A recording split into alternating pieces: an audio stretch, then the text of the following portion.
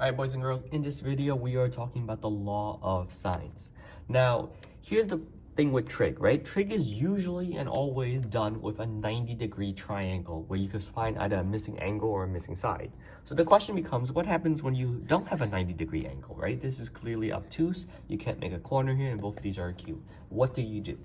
Well, there's a way for you guys to figure this out, and that's through the law of sines, okay? Now, the law of sines looks a particular way, and then we're going to figure out, we're going to derive why does the law of sine look something like A over sine A is equal to B over sine B, okay? And basically, it's a proportion between the sides and the angles. It looks very simple enough, but let's take a look at this. Okay, let's just say you have a triangle that's ABC, right? And the side opposite of the angle is going to be lowercase. So lowercase a is opposite of angle A. Lowercase b is opposite of angle B, and lowercase c is opposite of angle C.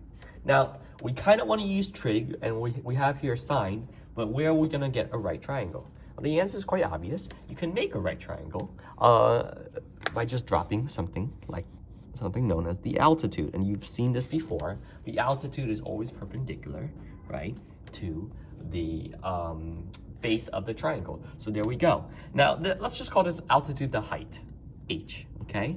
That's it. That's the height. So let's take a look at this.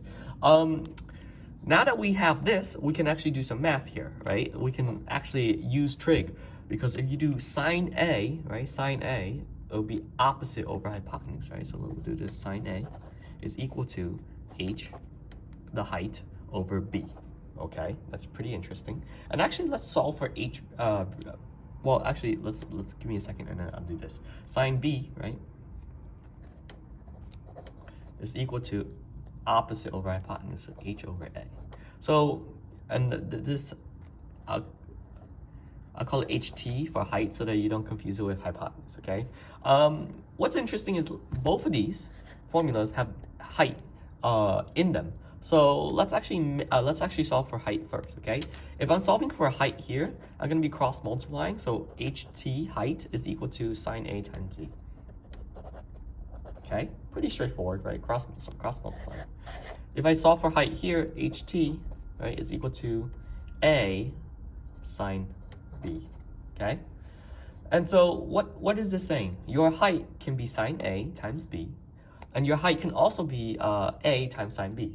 Okay, so so that implies that this is technically equal to this, because both of these are the height, right? It's like almost like a system of equation. So let's write this out. Sine A, lowercase b, is literally equal to sine b, lowercase a.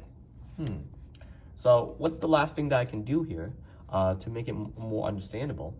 We can technically just divide both sides, right? And whatever I divide both sides by, it's gonna keep the same way. What you do to one side, you want to do to the other, right?